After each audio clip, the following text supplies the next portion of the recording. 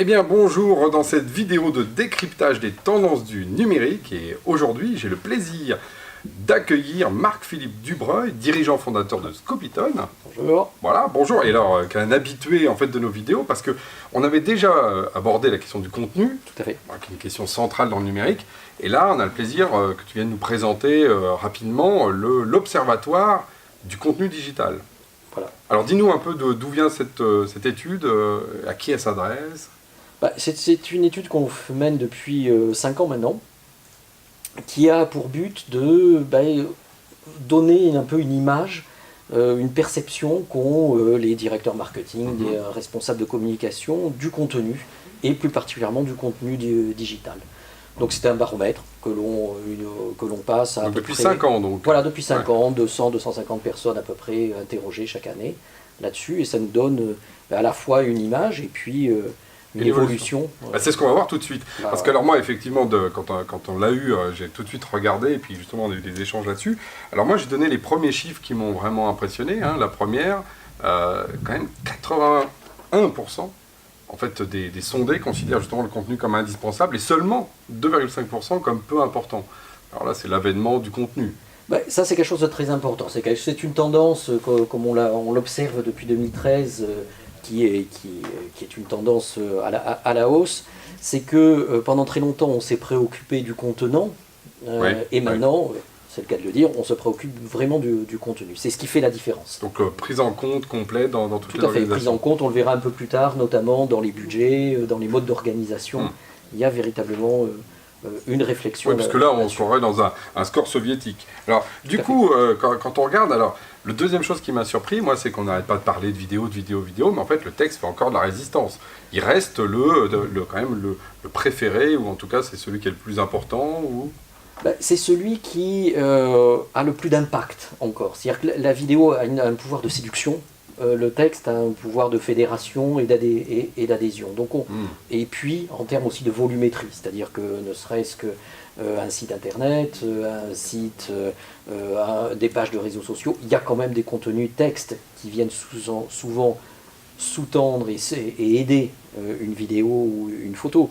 Mais le texte est très important aussi. Oui, donc ça reste quand même encore la culture dominante, sans compter aussi les messages de conversation qui font leur apparition, c'est-à-dire tout ce qu'on appelle le web un petit peu invisible, de toutes ces messageries privées qu'on a. On avait déjà l'occasion d'en discuter la dernière fois. C'est quelque chose qui est difficile à mesurer, mais qui a une importance. Qui renforce le texte, pour le coup. Oui, c'est clair. Donc voilà, le texte fait de la résistance. Et alors, le point, alors là, ça met vraiment aussi l'autre sujet qui m'a vraiment intéressé dans cet observatoire, c'est ce terme d'engagement. Le contenu, l'objectif, c'est l'engagement. Le business, qui était un objectif principal, on était quasiment sur 50%, en fait, a fait pratiquement une dégringolade, il descend à 15%. Et donc, tu peux nous décrypter un petit peu ces évolutions d'attente autour du contenu? Tout à fait, c'est-à-dire que il y a deux phénomènes. Il y a le premier phénomène, c'est que les marques deviennent vraiment des médias. Et que donc, qu'est-ce qu'un média si ce n'est une construction d'une proximité avec son lectorat ou son audience ou autre. Donc on est vraiment dans cette construction d'un rapport, d'un échange qui se met en place.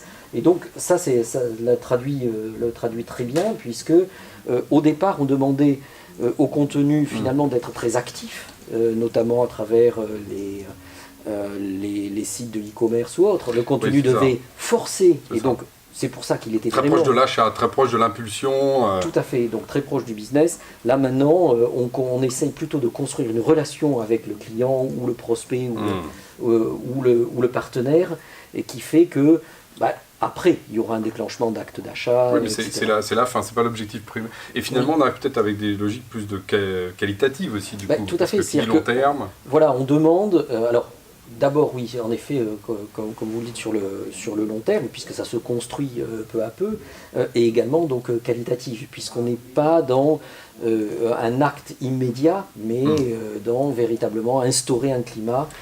Alors d'ailleurs, alors justement, ça me permet une transition sur la suite. Quels sont les producteurs de contenu? Du coup, effectivement, on voit que d'abord, ce sont les collaborateurs pour lesquels il y a une très forte croissance, si on regarde entre 2016 et 2017. Les spécialistes, donc voilà ce côté un peu quali.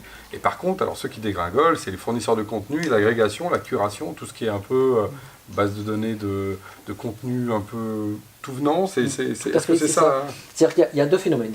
Alors, la première chose, c'est qu'il y a une inflation de production de contenu. Donc cette inflation de production de contenu, il faut bien la nourrir quelque part. Donc ce qui explique aussi que les collaborateurs soient de plus en plus sollicités. Ils sont d'une part sollicités et d'autre part, ils sont dans leur comportement de plus en plus. Tout le monde a son réseau social, enfin, etc. Donc ils sont à la fois porteurs de cette création de contenu, mais aussi ils doivent bien, ils sont sollicités là-dessus. Donc ça, c'est ça la première tendance. La seconde, c'est qu'à partir du moment où, comme vous le disiez tout à l'heure, à l'instant, on a besoin d'un contenu qualitatif, on va aller le chercher chez ceux qui sont capables de produire. D'où les spécialistes, d'où les agents spécialisés en contenu, plutôt que les grandes bases de données historiques où en fait on chopait au kilomètre du texte de chez Reuters, du texte ou autre. Je vais prendre un exemple très simple sur la photo, par exemple. Toute marque qui construisait son site corporate ne se souciait pas de la photo et allait mettre une photo de banque d'images. C'est-à-dire à partir du moment où on veut créer une relation, il faut mettre les vrais gens. Donc on va faire un shooting. On met plus des photos fake qu'on trouve sur des banques de données avec des gens magnifiques, c'est ça? Comment voulez-vous porter un message de proximité vis-à-vis de vos clients, d'écoute, et mettre la photo qu'on retrouve notamment dans les cabinets de conseil ou SS2I, le fameux bureau à Manhattan, où vous avez un caucasien, un noir, une jeune femme, ils sont tous un peu, c'est quelque chose qui ne tient pas. Donc si on veut vraiment construire un engagement, c'est les personnes. Donc c'est juste un exemple, c'est pour ça. Il me parle, parce qu'effectivement nous on est à Montreuil, on n'est pas à Manhattan, on ne va pas mettre des photos de Manhattan pour montrer où est Genspot, effectivement. Alors l'autre point du coup, quand on regarde ça, c'est par contre quand on est dans les budgets. Donc, alors, un peu moins d'enthousiasme que sur l'importance du contenu, mais enfin quand même, 30% qui sont en augmentation de budget. Donc on est quand même, tous les secteurs ne sont pas dans ces logiques-là. Non, tout à fait. C'est concomitant avec l'importance qu'a pris le contenu. Donc maintenant, on met de l'argent sur le contenu. Mais aussi des collaborateurs. Hein, ce que j'entends, c'est qu'il y a aussi les collaborateurs qui sont mis à contribution, et là, dans ce cas-là, c'est pas externalisé. Donc peut-être. C'est pas externalisé, mais il y a de toute façon à la fois des besoins en formation. Et des besoins en équipement. C'est-à-dire qu'on voit apparaître dans les marques des newsrooms, des endroits où, comme celui-ci... Comme là, nous on a fait ça, Genspot. Où on puisse, donc il y a un peu d'investissement. On avait déjà les plantes avant, parce qu'on aime bien les plantes, mais par contre, effectivement, on a acheté des caméras, on a acheté des stabilisateurs d'image, effectivement, c'est des systèmes qui quand même coûtent un petit peu d'argent, et effectivement, c'est du budget. On est un exemple, effectivement, de cet observatoire, même si là, il est plutôt pour des grands groupes et pour des gens qui sont plutôt de ce type-là. Pas que. Non, on le retrouve dans notre étude, on retrouve un peu toutes les strates d'entreprises là-dessus.